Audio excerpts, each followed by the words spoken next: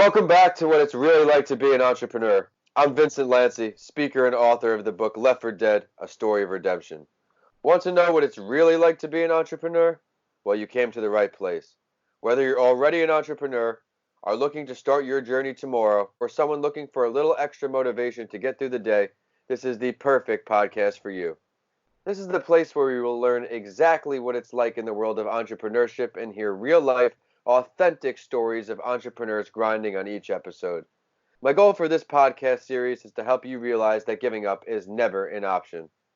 If you missed last week's episode, be sure to download after you finish tuning in today. My guest on the show this week is someone I actually met on LinkedIn.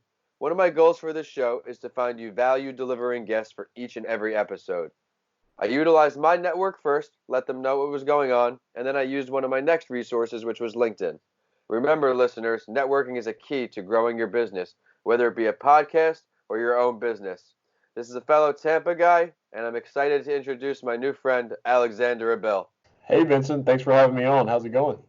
It's going well. Thank you for joining my podcast, Alex, and it's great to see you. So why don't you share a little bit of your story and what you got going on today before we jump into the questions? I'm kind of your typical entrepreneur turned entrepreneur, and I didn't even know entrepreneur was a thing until a number of months ago. But I've spent the last probably 10 or so years in corporate America, in digital marketing, analytics, a lot of roles like that. And before that, I kind of dipped my toes into the entrepreneurial water in college. I opened up three businesses. I realized during that time that I needed to learn a lot of skills. I was young and passionate, but not as no skills to back up my passion. Yeah. So I joined the workforce, and I always I always would have that same mentality in any of my roles where it was like, what can I build? How can I make this better? How can I optimize? Which works if you're I was a marketing optimization consultant was my first real gig. But eventually it just kind of got the best of me, and I decided I've got to venture out on my own. I need to build something that Yeah. I can call my own, and that's where I started Lunchpool. It's my company that I've got a small team. We're scrappy, young, upstart, and we have just been really making waves across Tampa Bay for now, and looking to go national at the end of 2020. But we're all about connecting. Like you said, networking is everything, and you hear kind of the cliche, your network is your net worth. But it's a cliche for a reason Yeah. because Yeah. we've done a lot of research, and there's such a thing as social capital, and the more people that like there's value to that. There's a network effect, and because I know you and I know what you're into and what you're doing, and we've made that true connection, and there's trust at the basis of it. If an opportunity arises that I'm like, oh man, Vincent, I need to talk to Vincent about this thing because he's got to Absolutely. get in on this. And that's the magic of networking. That's why a lot of times the people that are the most connected have the most opportunities.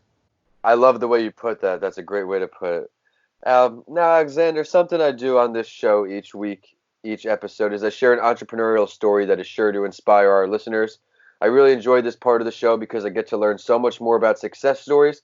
And on this episode, I'm going to share a story of a very famous yet recent individual in Larry Page. When Larry Page was 22 years old, he began to become sleepless, scouring the internet over different links on the World Wide Web. From this point on, he began to network. As an entrepreneur, like we mentioned, networking is key. He linked up with a man named Sergey Brin, and they grew very close, where they collaborated ideas and began working on the multiple links page. All of a sudden, something clicked. He noticed that the different links page from which he downloaded now became the basis for an algorithm called PageRank. PageRank was next used to create the first search engine in Backrub. However, Page's vision wasn't complete, and there was still more work to do. The brand name of Backrub wasn't getting the retention or sticking the way he had hoped for. So in 1997, Page switched Backrub to Google and then started that change that disrupted the internet until present day. It's crazy how that is 12 years or so ago, because it does feel just like yesterday I heard of Google. But the idea of this search engine was accepted right away by society. The two had to spend all of their free time developing the site and making sure it would run efficiently. They actually thought about selling the site during the initial phases, but are glad they didn't, because the first version they had was hosted by a Stanford website. It was called actually google.stanford.edu. And, thank God they didn't sell it, because now, even though it operated over half of Stanford's bandwidth, which is why they had to get on their own thing, now it's got 1 billion URLs by the end of the millennium in 2000. And you know the rest about Google, man. It's such an awesome story, and I don't know how many people know this, but Google's name comes from it's a number. It's got a Google, I think is how it's pronounced, but it is a number that's 1.0 times 10 to the 100th power. I did not know that. Yeah, so I think it might be the largest number. It's not a million, it's not a trillion, it's a Google. It's so fascinating to me because I remember I think I was in 10th or 11th grade, and one of my best friends he ended up being valedictorian of my class, but we were in the library. You have these assignments and things, and we're doing some kind of research, and I'm using web crawler. That was my go-to search engine. And he's like, "Oh no, man, you got to use Google." And I was like, "Google, let me check this out." And I brought it up, and it was, it's just the typical. It hasn't changed in 20 years. No, it's just a search bar with the title. And I was like, "This is so basic. Like, why would anybody want to use this?" And flash forward, now they're one of the tech giants of the world. So, well, simplicity is key sometimes. Exactly, but it's his story is a testament to what being in the right place at the right time and making a connection with the right person can really do for not only your career but your life. Absolutely, man. Network, network, network, guys. Everybody listening in, keep networking. These are another example of how networking is so key. So, Alexander, now we're going to get into the big five. Each week, my guest and I will go over these 5 questions to help our listeners learn what it's really like to be an entrepreneur. So, you ready? Number 1 on the big 5 is, when did you realize that you weren't happy with what you were doing or you just needed to change? We kind of touched on the corporate experience before, but where can you go from there? Oh yeah. So I mean, I briefly touched on it earlier, but to get into the weeds, let's flashback. I don't want to I don't really care about giving away my age. I'm 34, but I was a scruffy young 21 or 22-year-old when I decided I was gonna start a new website called Dear Drunk Me. It was me and another guy came up with it. There's some other similar websites like Text from Last Night that had popped up. And so we started this. We're in college. You go out and so either you or one of your friends has too much to drink. And the next day, the idea was that you would jump on the website, write yourself a scornful letter, say, "Dear Drunk Me, I can't believe that you punched a hole in the wall. Our lease is coming up soon." And it really got a lot of exposure, and it was a lot of fun. But I had no idea what I was doing, and I really wasn't connected with my inner sense of purpose. And from there, I started doing bar events. We started producing concerts. One of my biggest ones was we had a couple of shows. We did Lil Jon and the East Side Boys. We had Perpetual Groove was one of the really big ones. Yeah. And then from there, I started a brick and mortar shop selling like local. It was basically a hippie head shop. And at the same time, I'm trying to graduate college and manage a multimedia company doing websites. So I was just, I was stretched so thin. True entrepreneur, man. Yeah, stretching myself thin without really thinking about, what is me? Like what makes me do the things that I want to do. And, I've had a lot of time to reflect and look back on it, but I burnt out. I burnt myself out early. Yeah. And not only, mentally, but also financially. Like I was funding all that with credit cards and had no idea how to monetize and hadn't even really thought about it. And so, besides the brick and mortar, but it turned into that scenario where the things that were bringing in money, like the multimedia company, fell to the wayside because the other stuff that wasn't was way more fun. And so I kind of turned into a funtrepreneur for a little while. and Yeah. Yeah, and finally I was like, okay, I'm done with all this. I sold one of the companies. The rest I got away from. And then I made it my mission to graduate because, I was going into year 8 of my 4-year degree. Yeah. And yeah, and so it just transitioned me into, I was like, I need to learn delegation. I need to learn, time management. I need to learn all these skills.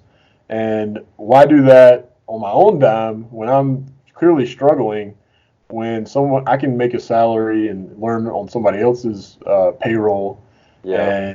and it's that's how the corporate world works, is someone else takes the risk and you are learning and growing. So that's kind of how that transition happened. But I'll tell you, if you have some entrepreneurs out there and you catch the bug, usually it's it runs in the family or you have a mentor at a young age. But once you get that entrepreneurial bug, it's really hard to work for other people, at least in the long term. I agree. I put it like this a lot. If you're working for somebody else, there's less risk, of course. You're getting paid, but you're essentially making someone else's dream come true. Yeah. And that's all fine. Everybody has different dreams. Some people, I talk about it at the end of my book, some people want to work 30 years, get a pension, move on. Some people want to travel. Everybody wants different things. And for the both of us, we're working on kind of making this dream come true. And I think Yeah. we're on our way. Just a lot of hard work that we've done and we have to continue to do.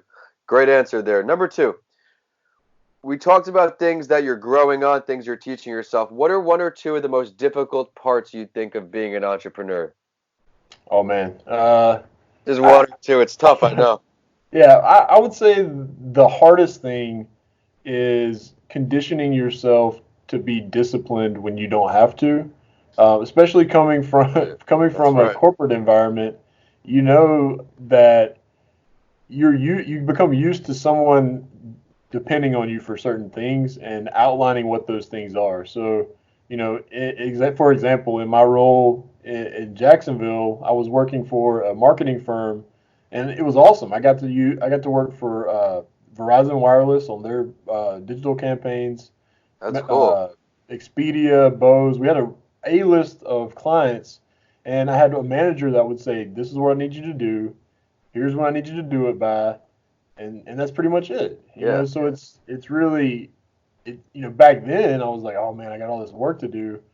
But now looking back, there's no comparison because now it's like, oh man, I have all this work to do, and I have to figure out which of it I'm not gonna do because there's not enough time to do, and and it's every day it's hustling.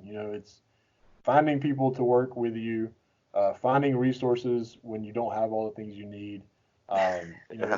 It's a lot. So I think that managing yourself and being able to prioritize and focus is one of the big challenges. And then the second one I would say is really figuring out.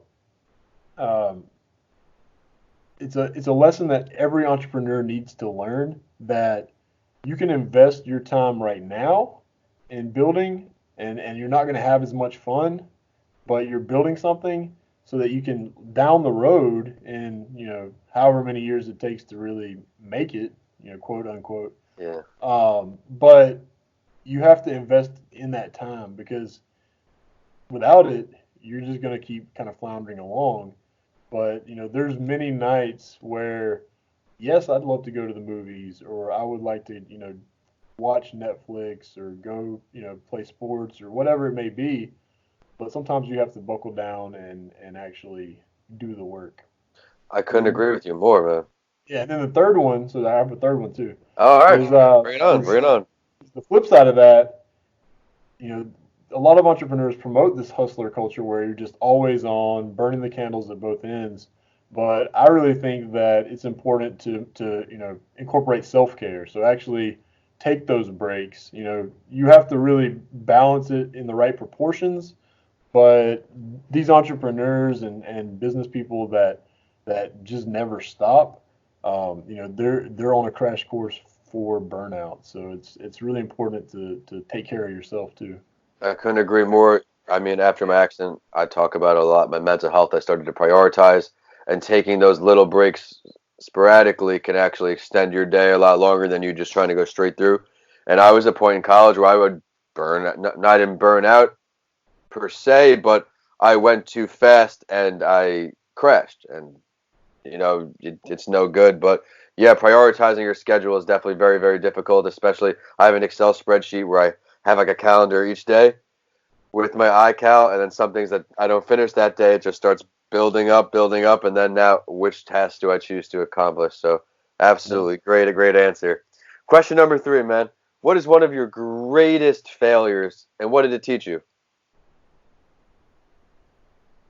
I have to go back to what I opened up with, which is the DDM for short. It was, I think the year was like 2011 or 2012, and I had a big show coming up. We did a homecoming, Valdosta State University, where I'm an alumni of, Okay. Valdosta, Georgia. We had a homecoming rave that we were putting on, and it was we ended up with like 300 people. It was amazing. It was out in the field, just glow sticks and Awesome. just craziness. But I remember I'm making a flyer for that event, and I go to the home or Office Depot to print out the flyer, and this lady sees the flyer, and we had a locally in Valdosta we had a big billboard that was like these like blue lips drinking a bottle of tequila that said "Dear Drunk Me" on it, and so like we were infamous around town. But this lady sees the flyer and she looks at me and she goes, "Ah, Dear Drunk Me, do you work for them? I can't believe a website like that even exists. It's disgusting." And in that moment I was like, well, I lied and I was like, "Oh no, it's just my friend. I'm picking these up for him." But that was the moment when I really, I felt like, what am I putting out into the world? Like, is this really the legacy that I'm trying to create? And over time I realized I was taking all of my insecurities and trying to build something around that. And that's the absolute wrong way to build your vision. Because, I'm an ambivert. I've become a lot more extroverted now. My business now is really about helping people connect and reach out to others for meaningful connections. But back then, it was almost the opposite. It was like I felt super awkward when I was at bars. I didn't know, what to talk about. So I would get drunk. That's what a lot of people do in college. Um, but instead of figuring out a meaningful way to solve that problem, I was like, oh, we'll just encourage blackout drinking and all this negative stuff. So, you know, we had a lot of fun, but it was a lot of very damaging and very distasteful fun. And so that's kind of when I hit rock bottom. Like you said, I was burning out. I didn't feel like I was connected really, to my soul with what I was doing. And that's when I kind of realized I have to make a change. Yeah, well, I mean, I'm pretty impressed by what I'm hearing so far, learning about your journey, the discipline that eventually kicks in for you. Now you prioritize you allocate that time to your business. Over the last few years, I've worked real hard on disciplining myself and not caring what I'm missing and just sitting in the house and spending the time with family, simple life. And my goals have actually been reached now that have taken some time. Publishing my book was a 4-year process. Got that done, and now I had a lot of hiccups throughout the way. At the end of the book, I talk about it in the epilogue about why I was held up, but we'll touch on that later because I'm really enjoying your story right now. Here we are, number 4. I love this question. If you could choose to have a conversation and learn from any entrepreneur, dead or alive, who would that be? Oh man, let's see. Any entrepreneur, dead or alive, I would have to go with Richard Branson. And I use Richard Branson because that inaugural story, and a lot of these entrepreneurs have these crazy mythologies, and you never know what's real or what's not. True. But the backstory that I heard was that he needed a flight to the Virgin Islands, and either they didn't have one or it was all booked out. And him and a group of other people were really bummed out about it, and so he got them all together. They chartered a private jet to the Virgin Islands, and that's how Virgin Airlines started. So Huh, like I never that, heard yeah, that. that kind of resourcefulness and ability to not only solve a problem that you're experiencing, but a problem that other people are experiencing, and see a business opportunity in it as well is really something that I admire. And so, I would love to learn from him. And also, selfishly, if I could meet him, I could be like, hey, can you like get me in on Virgin Galactic? Because I'm really into space travel and I would love to, figure out how I can go to space one day. Yeah, that's a great answer. I enjoy that question because there's so many possibilities for each unique individual I have in the show. Everybody's thinking 10 people, so who comes out is always awesome to hear. Last question for you. Where do you see yourself in your entrepreneurial endeavors in the future? We'll do 1 year and 5 years. Let's start with 1 year. Sure. So 1 year from now, we found really our kind of product market fit. Just a brief, overview of what we're doing. We have an app or an app-based platform really that we're launching in companies to begin with, and companies can use Lunchpool to help their employees, expand, make connections, and really get to know one another in an informal setting. So over the lunch break, over coffee however people connect, they can use their breaks to do it. I love it. So in a year, I hope to have expanded that B2B program, but then also launched our B2C program where anybody could download it. And so we're going to start with, really a targeted growth strategy for that. But my goal is that, by the end of the year, we'll start having support groups. So if you have like an AA or you have families of cancer, terminally ill patients, they can meet using these lunch pool groups that they create. Even if it's like mom groups, so meeting other adults, whatever connects people and whatever groups people can form. It's basically like a meetup, but on a smaller scale where you can have all the people that are in the meetup, but you can pick and choose, two or three at a time to go and actually have a meaningful conversation with I think that's over awesome. food or drink. Thanks. Yeah. Yeah. A lot of these things that I come across, a lot of these business ideas, so simple, but how sophisticated you guys get into detail, so inspiring.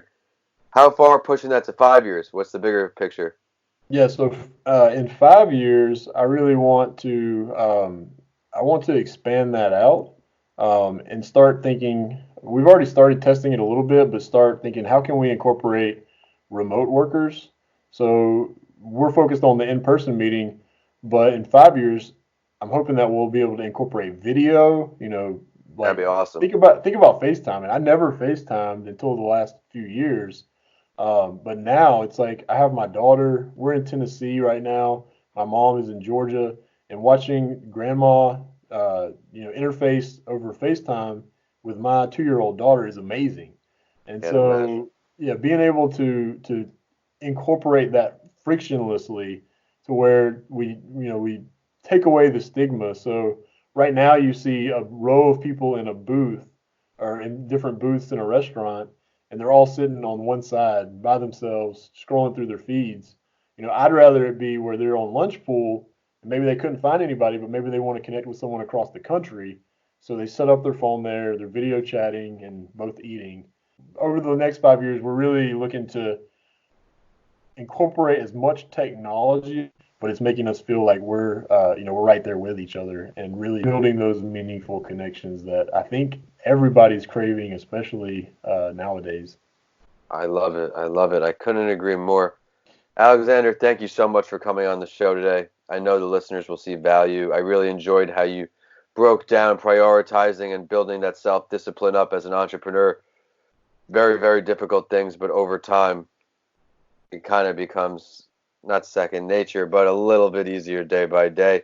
But it's time for the last word, Alexander. Is there something that you would like to touch on today that you did not get to share with our listeners yet? I would say you kind of touched on what I'd like to touch on. It's small bites. So, they say the only way to eat an elephant is one bite at a time, and that's so true. You know, it's look at how big you are, look at how big the thing that you need to do is, and realize that it's not going to all get done right away.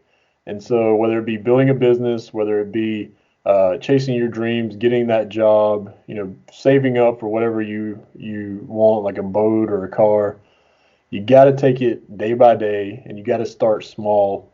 But if you can break up that huge task into micro events, or you know, the smallest, I what's the love next that step? micro events. I like that. Yeah, Yeah, then awesome. then yeah, you do that, and then you'll be well on your way to whatever you want to achieve. So, you know, it's take it one bite at a time. I love that advice, and I'm sure everybody listening and will appreciate that as well. Well, awesome, Alexander. Can you go ahead and share your social media or your website or just any way for listeners to follow your endeavors and see when they can get on lunch break? Sure. So my Instagram is I underscore am underscore Abell, Abell. I am a Abell. Yeah, it's Oh, um, cool. His last name. but then also Lunchpool. So Lunchpool is let'slunchpool.com, or on all the social media channels it's also at Let's Lunchpool. So LETS lunch pool, like swimming pool. Um, yeah, and so follow me, and hopefully you can get to be part of the journey. Absolutely, Alexander. You guys can also follow the show on Instagram at Your Favorite Morning Podcast and on Twitter at Podcasts by Lanci.